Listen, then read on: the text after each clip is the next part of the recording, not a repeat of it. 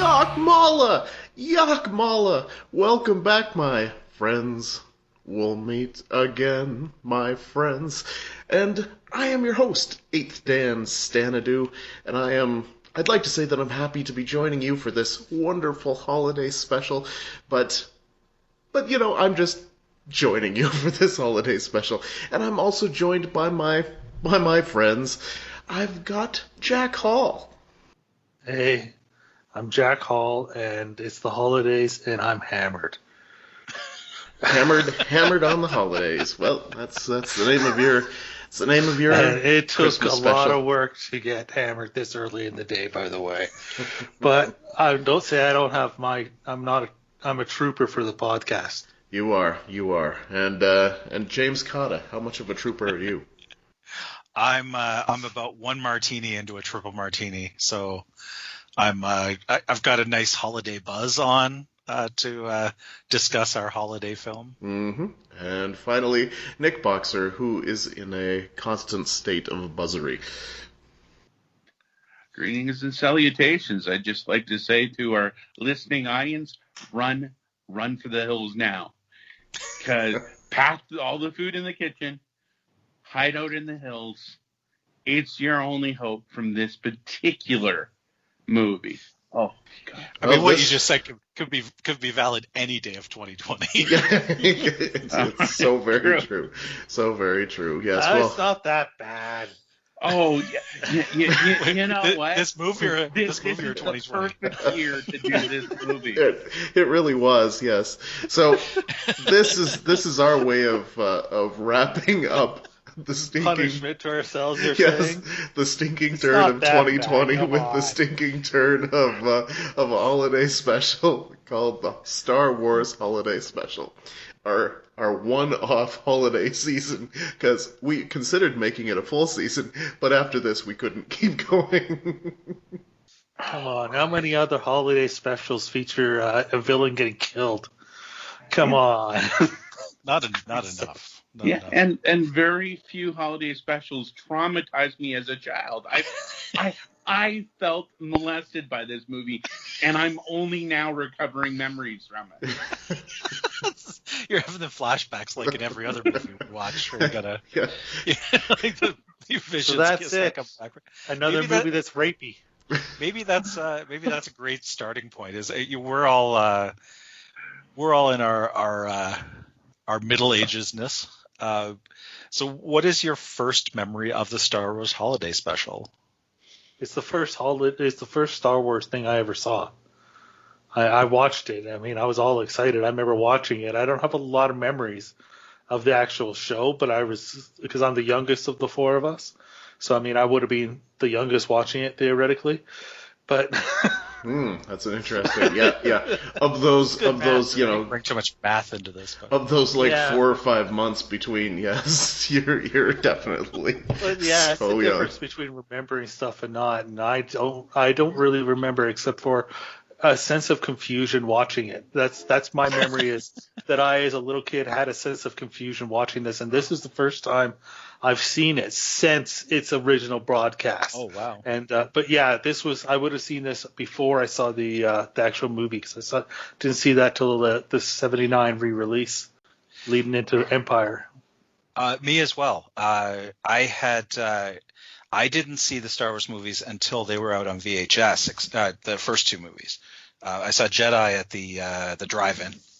But the first two movies I didn't see until I guess the Star Wars probably whenever the network TV premiere was, but that wasn't until after Jedi came out.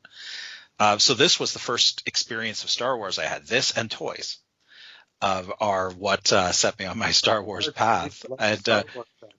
And this and the toys actually explains why I always thought the cantina was a bigger section of Star Wars than it is. Because the cantina is like 8 minutes or something of the real film, and 82 of this one. But it's a goodly chunk of the runtime of this, and more than half the toys that were released for the first film were cantina creatures. So it felt, my childhood memory was that was like half the movie. Wow. You know, I had seen Star Wars. My parents were cool enough, and I think it was the only movie they ever took me to take me to the original Star Wars in the drive-in. Nice. And then a year later, or whatever the time period was, I saw this on TV. And I remember being excited. It was my night on the television because I think it was a Thursday, I got to watch the Incredible Hulk. And of course, that was preempted by this. I was all in for Star Wars. And, the bar was pretty low. I mean, I didn't really care about Star Wars. I cared about R2-D2. And you know what? This special has him in it for 2 scenes, and he is not the focus. They could have put a still of R2-D2 up and beep bop boop bopped for 2 hours, and I would have been happier. I remember being pissed. And in fact, after watching this again, I got up this morning and canceled CBS All Access just for some sort of revenge. I'm still pissed. I don't really get it. I get movies that are so bad they're good. This is so bad it's bad. You don't play this kind of trick on children.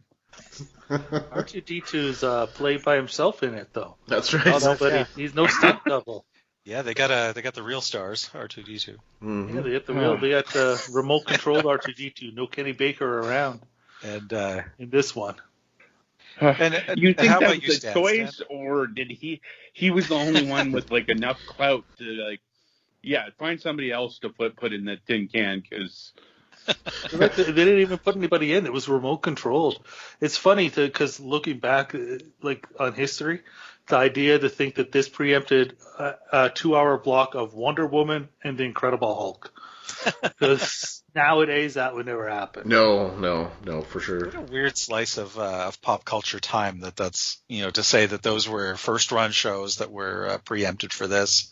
And when we spoke about Kiss Meets the Phantom of the Park, we noted that this played 3 weeks after Kiss Meets the Phantom of the Park aired. So a strange time as the 1970s kind of got their last kicks in. So you're saying Kiss Meets the Phantom of the Park was actually a holiday movie? Because that makes so much more sense. Mid-October, so I guess a Thanksgiving movie? Yeah. Mid-November, right? Yeah, I guess this would have been the Thanksgiving weekend.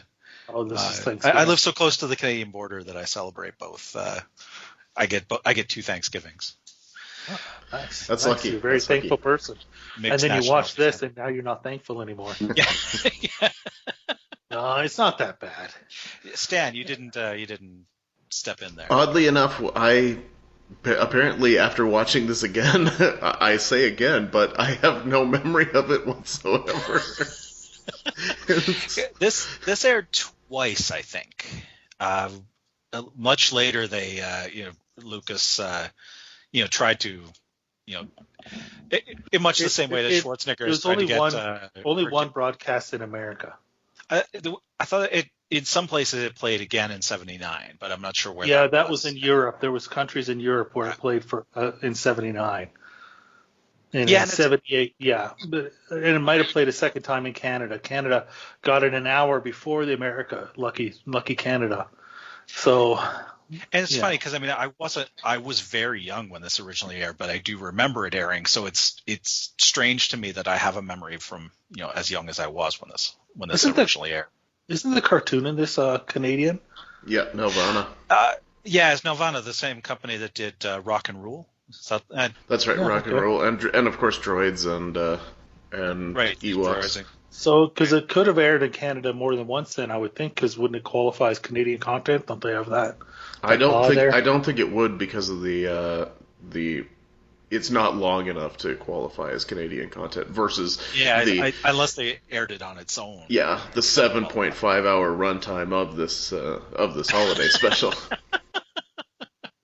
So you liked it, hey Stan? Oh, well, let's just say that I decided to share this with my son Ben, and at the end he attempted to hang himself with his hoodie.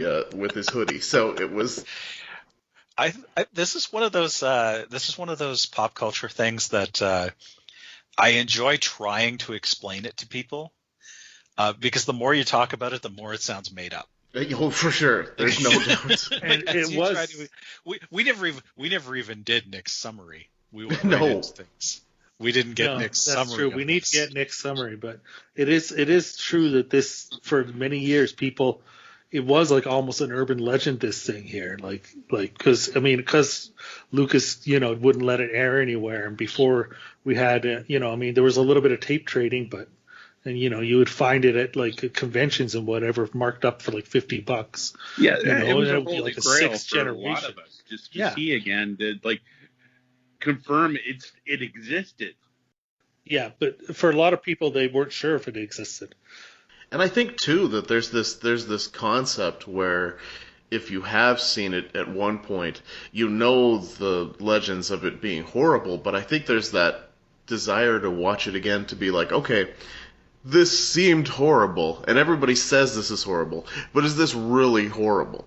And now it's kind of like, if you remember it was bad, but your memory tricks you to think it can't have been as bad as I remember. Maybe I was just in bad mood.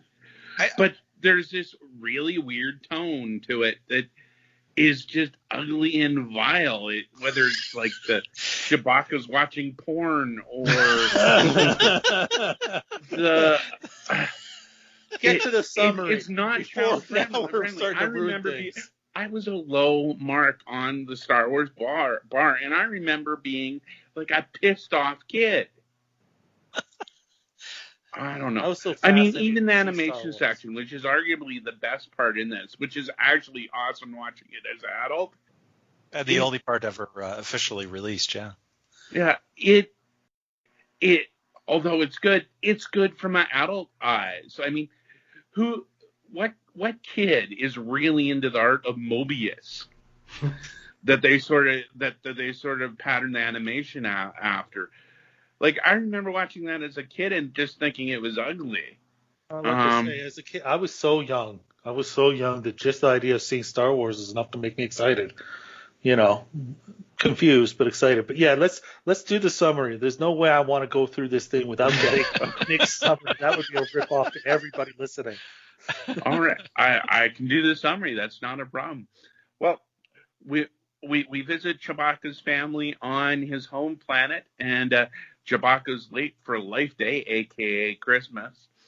And to fill in the time, we join Chewbacca's family as they watch TV and are hassled by the Imperial Guards.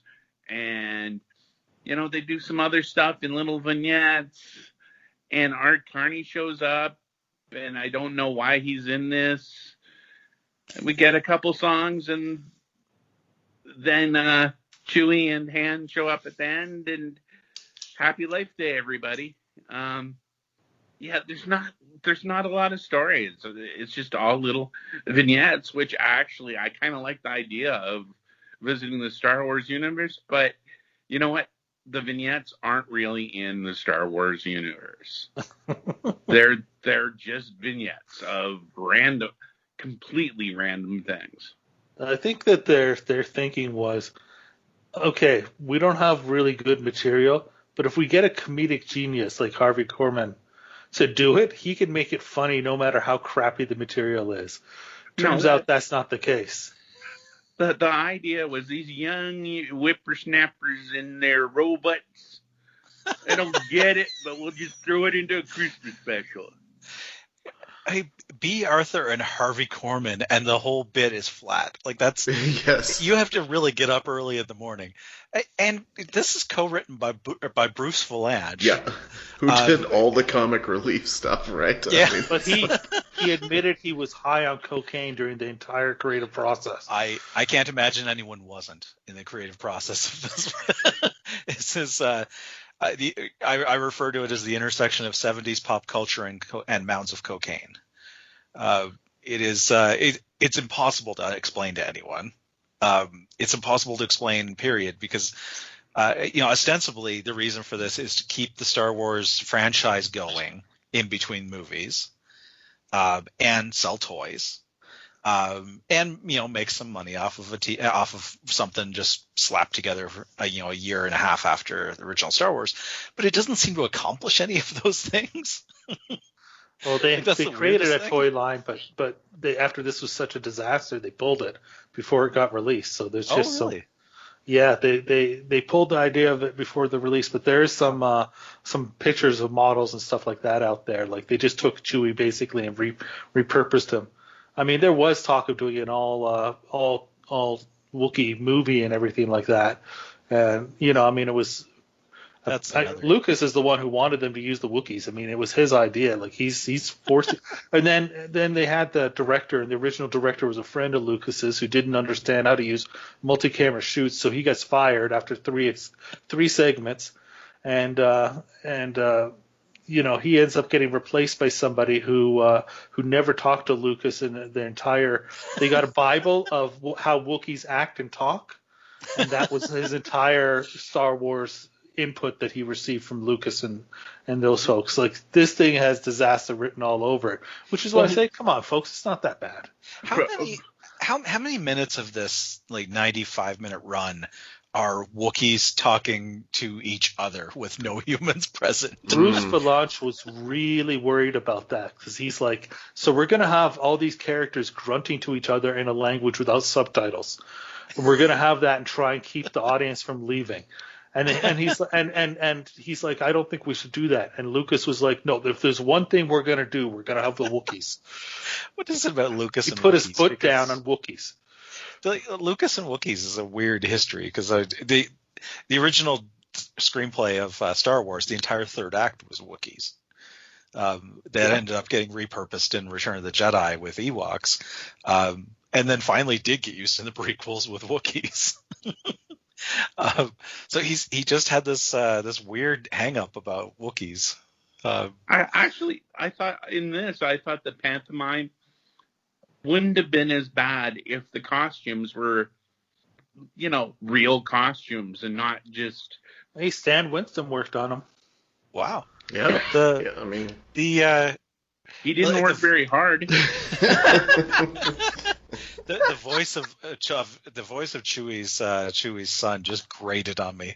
It killed them really, too. it Yes. was a grandpa. High pitch. Yeah. So that what bothered they did me. was they went to the zoo and they recorded actual bears, and then they sped it up and changed the pitch. So his voice that grates on you is actually bear. Yeah, so I must have some genetic thing about that's a danger. So bears. In other words, what you should not do is go to a zoo and listen to the bears at twice the speed. Just so when you're I when do you're that out, with my don't do that. podcasts. I'll make the trip to the zoo take half as long if I listen to them twice. They must have thought that this was going to be the most precocious little kid. This Lumpy. And he was like he was the most annoying character. Like, I don't know how you can make a kid that doesn't actually speak that annoying. And yet they did it. Success. Yes. Yeah. Every time, same thing. Like every time Lumpy came on screen, Van wanted to hide his head under a pillow. It was not a good scene. I think you're like I say, this thing's not that bad. Let Van know it's not that bad. I think you're the fact you watched it with somebody who is younger than a millennial, and watches it and disliked it is coloring your perception. It's not that bad. No, I'm pretty sure it's not.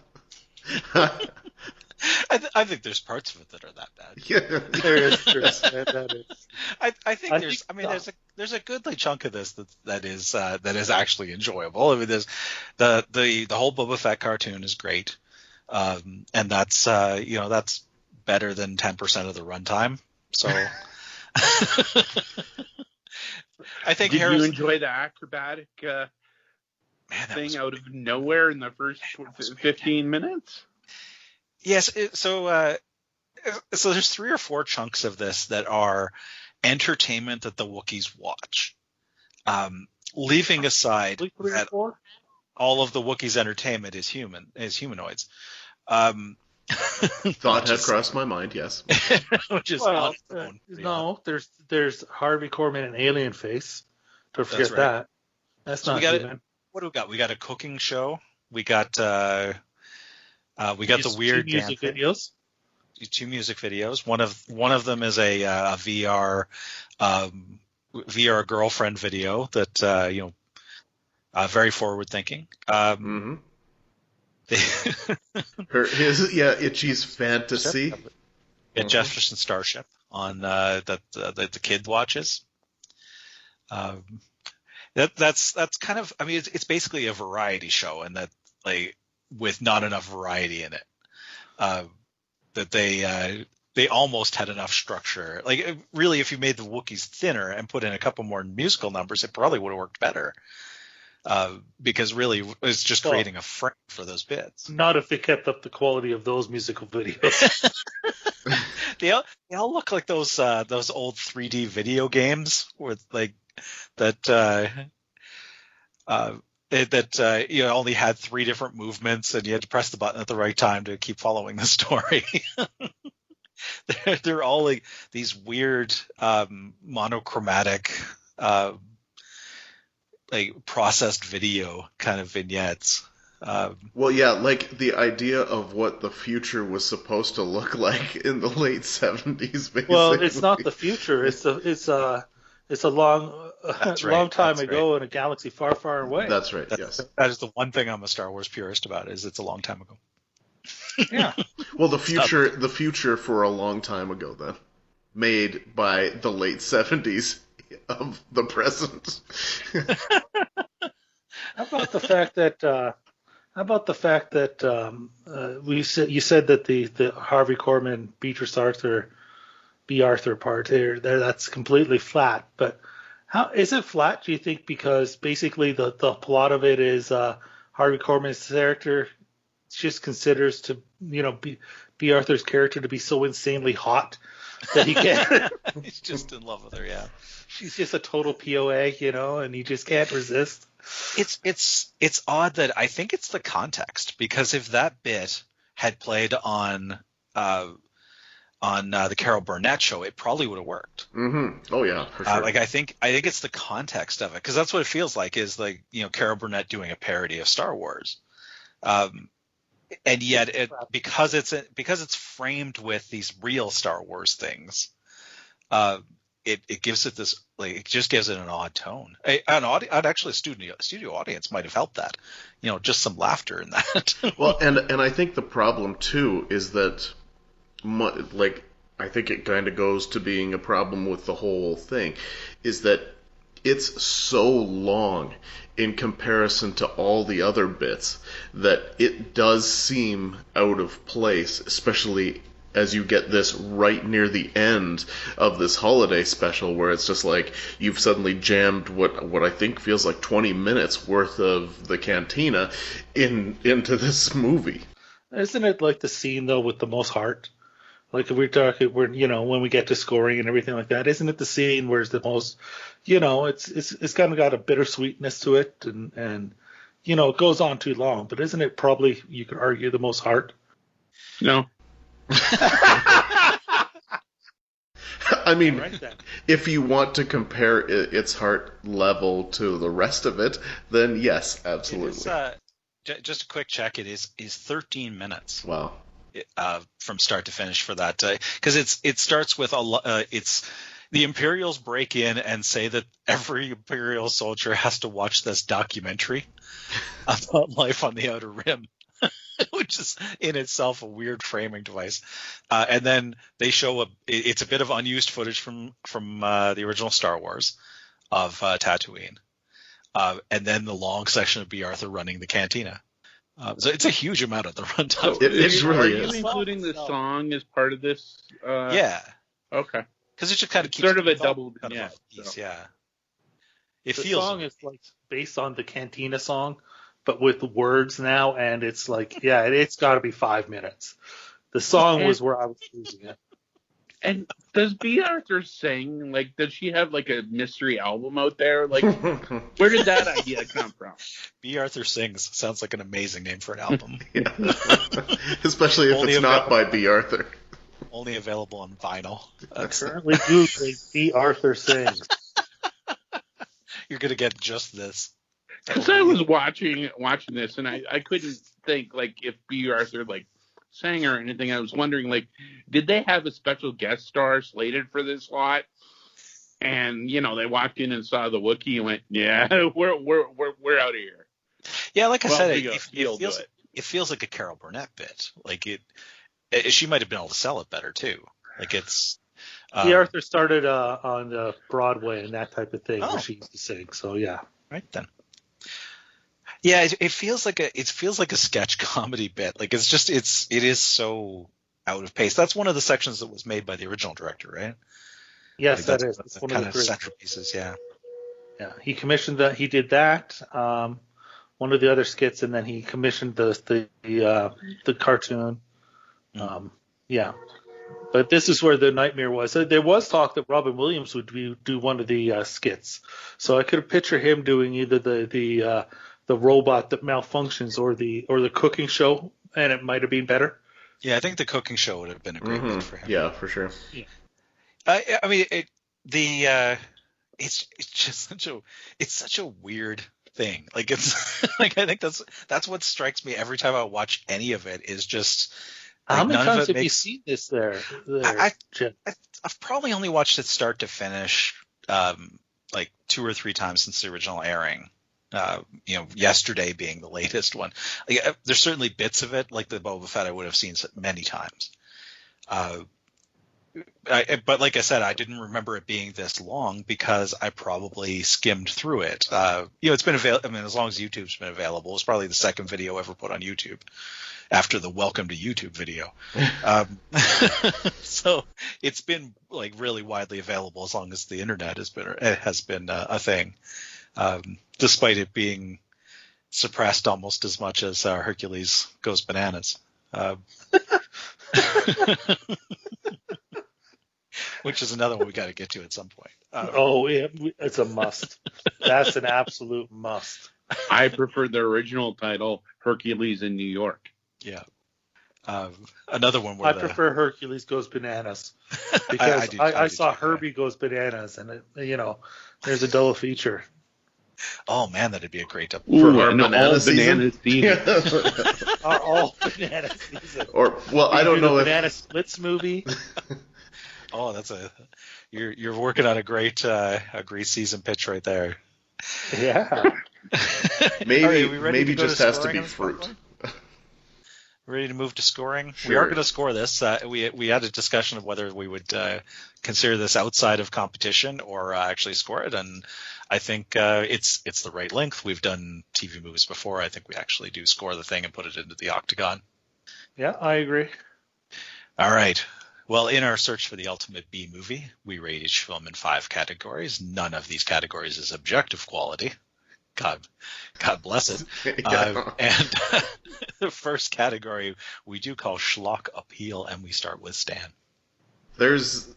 I mean, I would suggest this is enormously schlocky given the Star Wars universe and the fact that it's basically just a TV network's version of the Star Wars universe with pretty much no input from George Lucas. So there's a lot of schlock to go around when you feed it like that. The problem is that its enjoyability level is really low, so it's super not fun to watch. But I will give it a 6 just based on sheer audacity of schlock. You know what? I hate to disagree, but no, this is like mainstream, a mainstream corporatization idea of what they think schlock is. It rates pretty low for me. The marketing that they're trying to sell Star Wars is a little schlocky, but no, this is a big event. This is not something for the freaks and geeks out there. This is something that they wanted everybody to see. Gets a couple more points just because nobody went, we should just not do this. But no, I'll give it a 4. Well, I'd love to disagree, but unfortunately I can't. I have the exact same scores of a 4. And I'm the one who's sitting there going, it's not that bad. But the truth is that it's not schlock appeal, it's schlock fascinating. Like it is somewhat schlocky, but not enough to make you laugh and enjoy it. It's pretty much boring. It's just fascinating that it exists. It's fascinating to see once as a Star Wars fan, and to see what it is that Lucas hates and why he wants to, take all the copies and burn them and everything. Like it's fascinating, but it's not appealing. So yeah, 4. I agree. I made the outlier on this. You say Lucas wasn't involved. He was involved in every piece of it. He had worse ideas than they put on screen. I think I don't think this is a corporate version of this is a corporate version of kids today.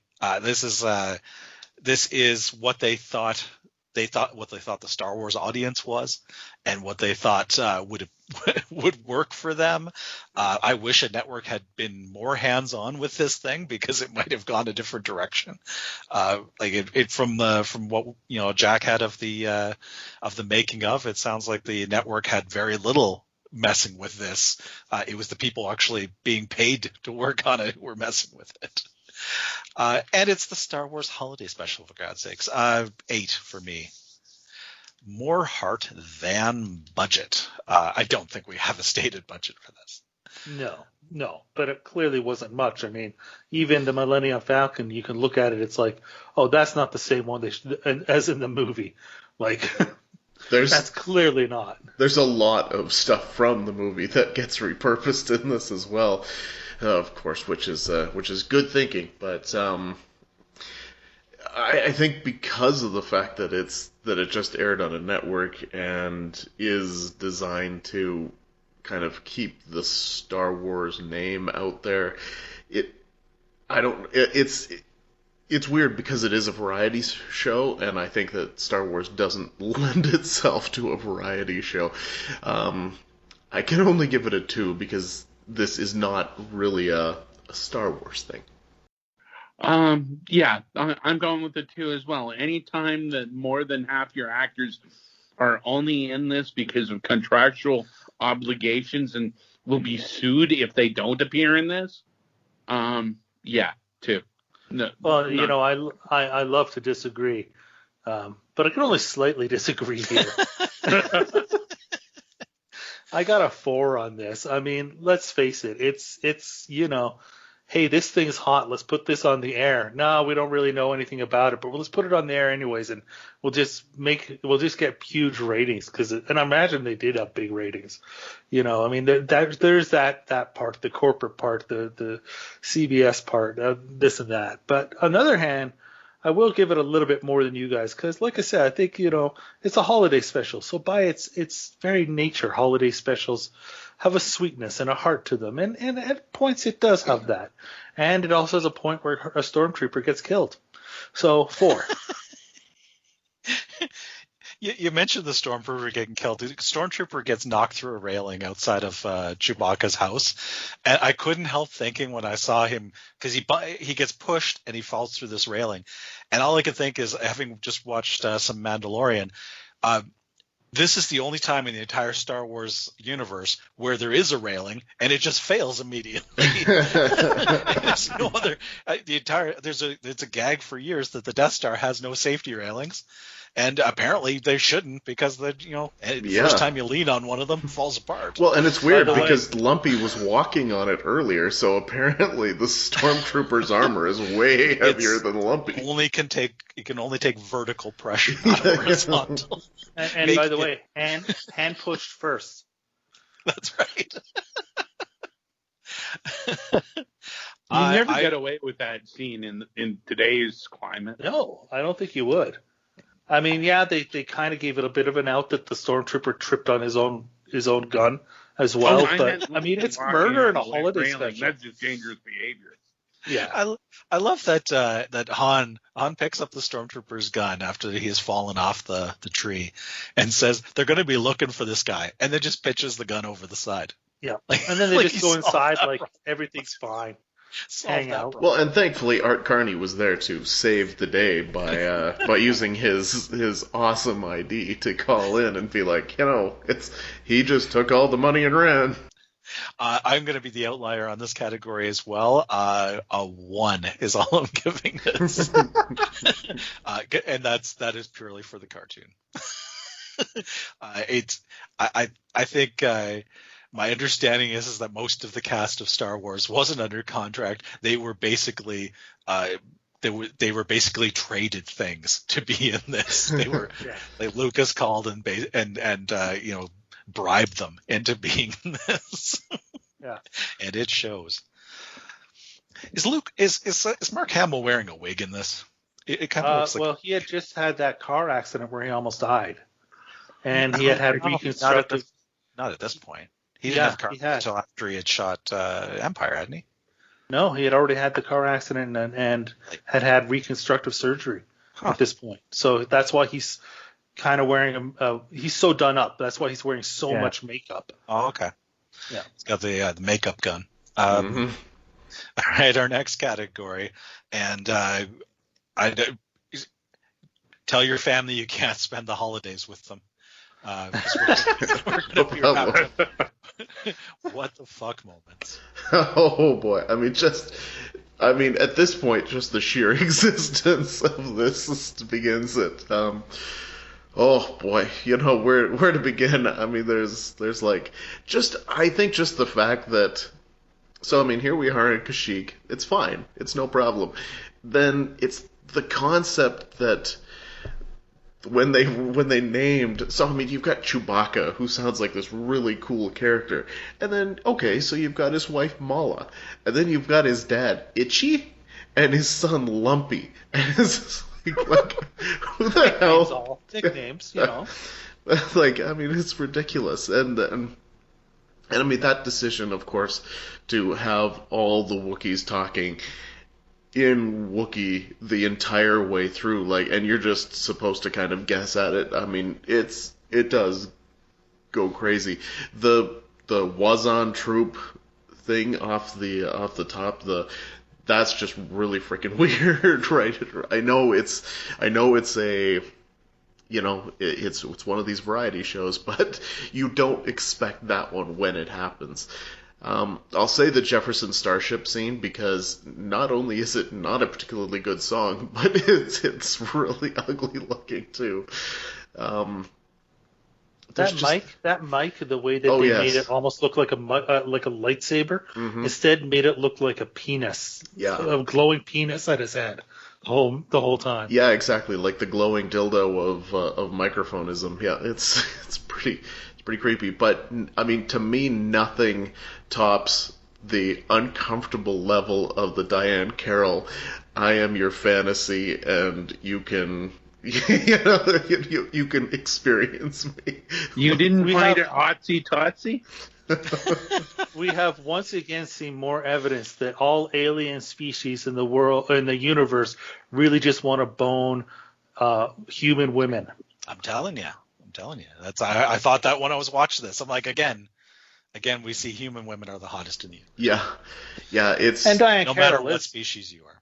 I mean, Diahann Carroll is in her mid-40s at this point, and beautiful. But come on now. It's just so weird. And when I turned to Ben as we were watching this, and I said, "So it's official. We have Wookiee porn." Because that's exactly what this felt like. Just like what it is at a holiday special on TV. Yeah, Grandpa's gonna settle in to watch. And this was Bruce Vilanch going, let's try and get away with something. Let's try and get past the censors with something. Yeah, because it's the framing of that bit that makes it as weird as it is. Yes. Like if it was just the song, it'd be fine. But because it's set up as like, I brought this video for you, it's pretty ha-cha-cha. Like, don't tell anyone that I gave you this. and that he sets up what I thought was going to be a hairdryer, which I'm sure probably was a hairdryer. And then it goes into this video, and it's just like, wow, Grandpa's getting his rocks off in the middle of Life Day. But and then there's some other stuff, of course. I mean, when you get to the cantina scene and you have Bea Arthur singing and just the sheer length of it. But For me, it all comes down to the Diahann Carroll scene. There'll be so much more, but I'll give it a 10 because there's gold in them thar hills. Yeah, no, I'm going with a 10 too, because at no point when you're watching this do you go, yeah, this should be happening. At It's every true. moment you are like, what are we doing now? You're very right. There is no linkage in this movie. It doesn't make sense. Like, at no point did I go, yeah, this is a good idea. It does. This isn't a peanut butter and jelly sandwich thing. This is like, I don't know, rock and it does nothing about this makes sense. 10. I'm not as high as you guys. I got a 7. Definitely got a lot of WTF when we discussed them. Like I say, the death to me of a character, regardless, in a holiday special, is insane. The porn, because it is porn. Just kind of like the meanness of the stormtroopers, like ripping like the stuffed animal and stuff like that apart. As a kid, I found that very upsetting. Oh yeah, like to me in a holiday special, I was like, dude, that's gonna upset some kids, and that goes pretty far for a holiday special. Again, like it's out of place and everything. The one that gets me though, I mean, and this is kind of like it's a WTF, but it's not a WTF at the moment maybe, but just knowing this, that the character that Art Carney plays of Sean Dan was going to play the role that Lando Calrissian played, because this was before they had Lando in the script and before they had the Cloud City, and there was a traitor named Sean Dan playing kind of that role of the guy who betrays them but then comes around. So just that idea to me is nuts, but unfortunately it's hard to say. It's more of a retrospective WTF than a show WTF, so I'm going to give it a 7. I think we haven't really touched enough on the finale song. Oh, that's true. Just so- how, I'd be saying I'm drunk, and I am.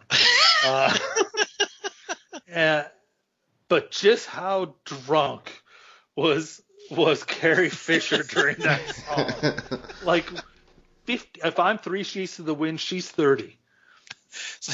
So the structure of the ending of this is the whole thing has been about Chewbacca, Han Solo and Chewbacca trying to get to Kashyyyk, which is pronounced I think 4 different ways in the. Is it ever even called Kashyyyk? Actually, one of the Imperial officers calls it something that if you saw that written down, you might go with it. At one point, it's referred to in the whole thing, I think, as Kashyyyk. I think it was Kashyyyk. Yeah. It's referred to the wrong way. Chewbacca's trying to make it home for Life Day, which from here on everyone would assume is Christmas. It seems more like Thanksgiving, and he finally makes it, and they bring out these kind of glowing candle ball things, and then there's this like they leave their home and they walk through the stars into a white light. And then they're all together with all of the people, including Princess Leia and the droids and Chewbacca in a full-length red robe like he's a member of Heaven's Gate. Now, it does. If they could just do this with the other characters, why didn't they just wait and do this with Han and Chewbacca too? If they're just going to have them show up there. Yeah, right. I mean, even the droids can't have emotions are here. Yeah.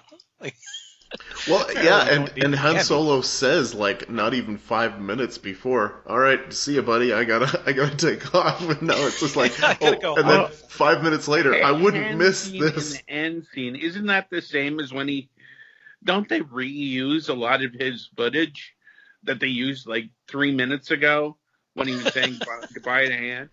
I'm sure those were the same shots. Anything with Han. Now that you mention it, I think you might be right. Oh yeah, there's a lot of shot reuse in this. And then Carrie Fisher sings, one of the worst songs ever recorded. Well, wasn't that her payoff to be in this, that she got a song? Yeah, that was like, because everyone kind of got their little something out of this, and yeah, she wanted a song. It was apparently she insisted on a song, but when they gave her the song and it was to the Star Wars theme, she was like, "Well, not this terrible song," but that was all they had for her. I never noticed that Luke actually shows up in his Tatooine gear in this scene. That's what he's wearing in the finale scene. It's just such a weird, like, everything about it. It feels like a very Christmassy moment, but it just as astoundingly weird. Also, that, like, a huge chunk of the narrative focuses around the Imperials shaking down Chewbacca's house, but they don't know who Chewbacca is. So they're spending this enormous amount of time on a random family on Kashyyyk. Like, they got like 6 soldiers assigned to this task. They're checking in all the time. They're like, we have got one Wookiee that's unaccounted for. That seems to be the motivation to spend all of these human resources on this one house. So the whole structure of it's weird. And the cooking show.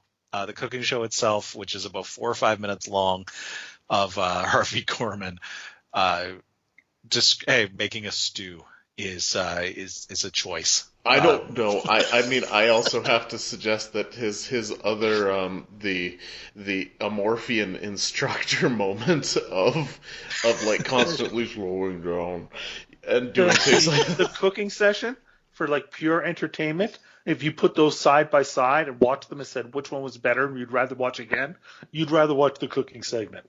Yeah, than that one, definitely. I was expecting the old SNL,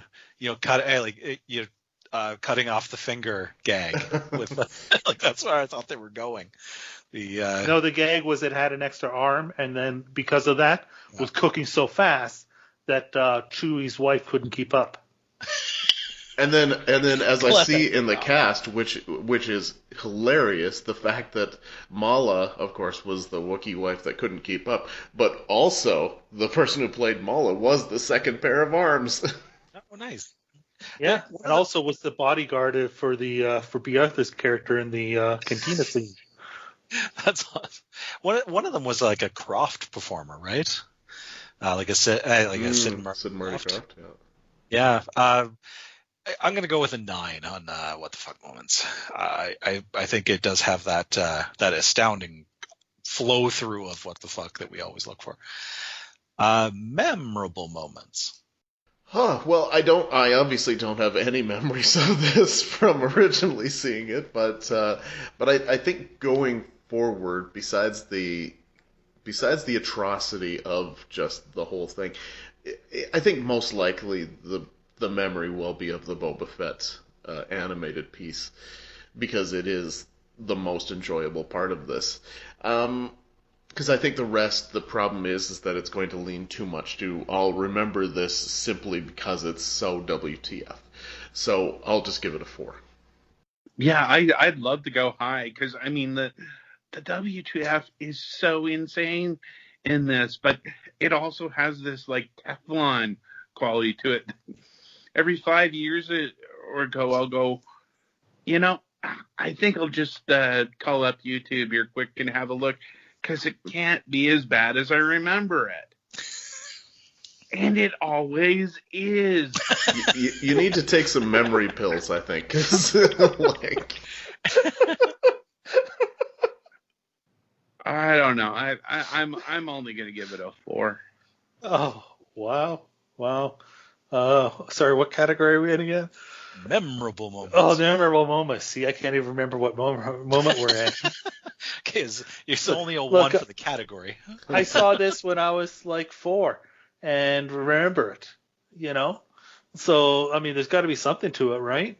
I mean, I don't remember a ton, but I remember I remember Chewie's family. I remember the look of the planet. I remember the troops sequence. I remember The Star Wars trooper falling off the rail. Like, I have these vague memories of this thing, and it did stick around for me for all those years.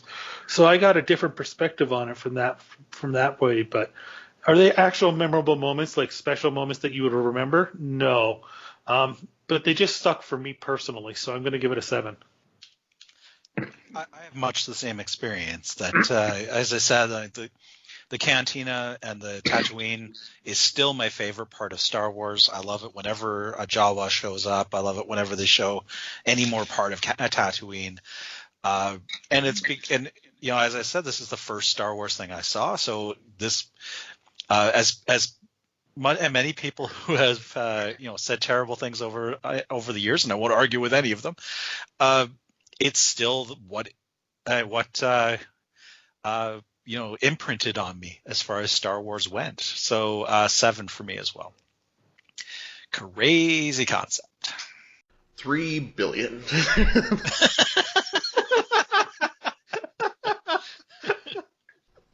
I mean, really, what more do I need to say? It's a Star Wars variety show where nobody with Wookiees without, Wookiees where they don't put subtitles, and it's like nobody has any clue what Star Wars actually is. This may be the most crazy concept in the history of crazy concepts, so I will give it a 10. I'd like to go the opposite direction just on the basis of, it's a Star Wars Christmas special. That's not crazy. Say those words again Even out a Star loud. Wars variety show, not that crazy. The fact that this exists in the form that it does, completely crazy. So I'm going with a 10 as well. Yeah, Star Wars Christmas special. I mean, 10. Like, I think we may actually sweep across the board in one category where we all agree. As far as a concept, the concept of a Star Wars holiday special is crazy. Then you put in all the weird stuff that doesn't fit in with it, and the variety, the bands the Jefferson Starship. I mean, well, yeah, because you've got Art Carney and Diahann Carroll and Bea Arthur. And Jefferson Starship, right? I mean, like, what? I mean, what? Yeah, and then, 10. I always try to, in this category, the idea is you're trying to imagine saying this to a producer. So I imagine, like, Lucas walks in, he's like, I want to do a Star Wars special. And they're like, okay, we do it. And they're like, well, I want it to be a holiday special. They're like, we already said yes. Yes. Okay, I want it to be the mostly hottest about thing Wookiee. in the world. You're like, I want it to be mostly about Wookiees. You're like, I haven't actually seen Star Wars, but yeah, sure. The kids like it. It's going to be for kids, right? Like, yeah, it's all for the kids. That's why we got Diahann Carroll and Art Carney. Art Carney's going to do this bit of business like he did on the Honeymooners 20 years before this. He's basically. There was a shout out to his Honeymooners character. That's right, I forgot. He's got that Ralph and Norton. He's got the Norton bit of like the flourishes and the everything before he's trying to set something up. He's trying to set up one of the players. Was this before or after he won his Academy Award for Best Actor? Probably after. I don't remember what he won for. So now you might have forced me to look it up. Kind of, yeah. Maybe Art Carney was hot again in 1978. Extra resurgence. Best actor for Harry and Tonto in 1975. All right, so he would have had a bit of a resurgence here at the time. Yeah. I can't make any of this make sense other than mounds of cocaine. But I think they said yes as soon as they said Star Wars on TV, and they're like, yeah, sure, sounds great. Perfect 10 for me. So 10s across the board for this category. That brings us to the end of balloting. We saw many lengths to this film as far as what IMDb reports 97. The one we watched was 95. 95. We're going to call it 95, so no time penalty or bonus for this movie. That gives us a final total of a respectable 64.5 out of 100, which ties it with Fatal Deviation, right behind Cabin Boy. I can see it. Like it definitely suffers from the usual TV lack of heart, I think, which is kind of where it falls. Heart's where it got punished. A combined score of only 9 in that category out of a possible 40. Yeah, ooh, that's rough. It did. Yeah, it made a strong comeback if you look at it, though, in Crazy Concept. For sure. Well, between WTF and Crazy Concept, I mean, there's no doubt that this thing, just its sheer existence alone, causes it to score. So, I mean, worthwhile to do for sure. So, Jim, I'm wondering, how many martinis are you in now? I'm probably 2 martinis into this. They'd be martoonies, I guess. Oh, nice. Is it an apple-tini or just a straight? This is just gin and I introduced it to the vermouth, but I didn't let it become good friends. Oh, is it shaken, not stirred? It's poured. Poured. Okay, well, all right, I'm starting to sober up, so let's get going. Yes, Jim, slur your way through the business, please. All right, we are on Patreon at Cult Film Showdown, and you can also follow us on Instagram. And we are sponsored by WeTalkPodcast.com. That is the home of the Octagon, where you can follow our search for the ultimate B movie. And they are WeTalkPodcast.com. They are on Facebook and they are on Twitter. You can also check us out on YouTube. We're starting to get some good YouTube subscriptions and starting to get some comments on there. So also Cult Film Showdown. And on your favorite podcast app and your least favorite podcast app. Very nice, very nice, yes. Well, this is our one-off holiday special, just like the actual Star Wars holiday special, so we will be back with the regular show in no time. So, does anybody have... We'll do another holiday special in a year. Yeah, that's just right. Not this one. Yeah, just not this one. This one again. I don't know what holds a candle, but I'm sure we can find something. Oh, well, I'm sure we'll figure... We have a whole year to figure something out, so there's lots of time. All right. Well, for Jim and for Jack and for Nick, I am your host, 8th Dan Stanadu, so happy holidays from the Cult Film Showdown. Skywalker, Han Solo, Chewbacca, C-3PO, Happy birthday, everyone. R2-D2, Princess Leia,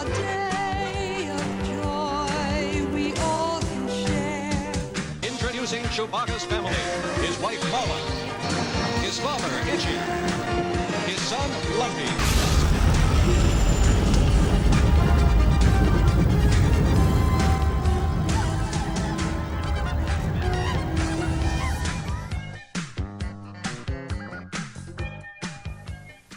The Star Wars Holiday Special, sponsored by General Motors.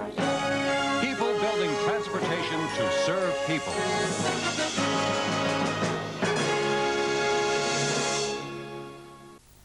Wonder Woman, starring Linda Carter, and Incredible Hulk, starring Bill Bixby, will return at their regular times